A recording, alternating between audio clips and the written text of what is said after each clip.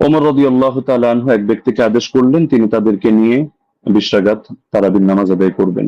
এই হাদিসের রাওয়ীদেরকে নিয়ে ওখানে কোনো বিতর্কের কোনো সুযোগ নেই, প্রত্যেকে নির্ভরযোগ্যতার মানে শতভাগ উত্তীর্ণ। হ্যাঁ, এখন কারো কাছে একটা খটকা লাগতে পারে যে ইয়াহইয়া ইবনে সাঈদ আল কাত্তান রাহমাতুল্লাহি আলাইহি তিনি তো ওমর ইবনুল খাত্তাব রাদিয়াল্লাহু আনহু জামানা পাননি। হ্যাঁ, এখন কারো কাছে একটা খটকা লাগতে পারে যে ইয়াহইয়া ইবনে সাঈদ আল কাত্তান রাহমাতুল্লাহি আলাইহি তিনি তো ওমর ইবনুল খাত্তাব রাদিয়াল্লাহু আনহু জামানা পাননি। তাহলে তো মনে হচ্ছে যে হাদিসটা বিচ্ছিন্ন হয়ে যাচ্ছে, সূত্র বিচ্ছিন্ন, অর্থাৎ মাঝখানে কোনো একজন বর্ণনাকারী বাদ পড়ে গেছেন।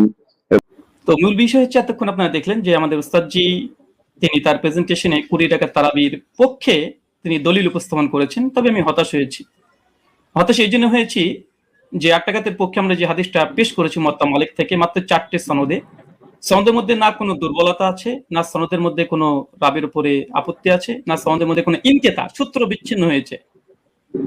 এবং আমি ওস্তাদজিকে আমার 8টা প্রশ্নের মধ্যে 5 নম্বর প্রশ্ন ছিল এইটা যে এমন একটি দলিল পেশ করবেন যেখানে সূত্র কোনো ছিন্ন হয়নি, বিচ্ছিন্ন হয়নি, ইনকিতা নেই, সনের মধ্যে কোনো মুনকাতি কোনো সনদ পেশ করবেন না। দুর্ভাগ্যজনক হলে সত্য কথা আজকে তিনি প্রথম যে দলিলটা পেশ করেছেন তিনি একটা মুনকাতি একটা দলিল পেশ করেছেন, সূত্র বিচ্ছিন্ন একটা দলিল পেশ করেছেন।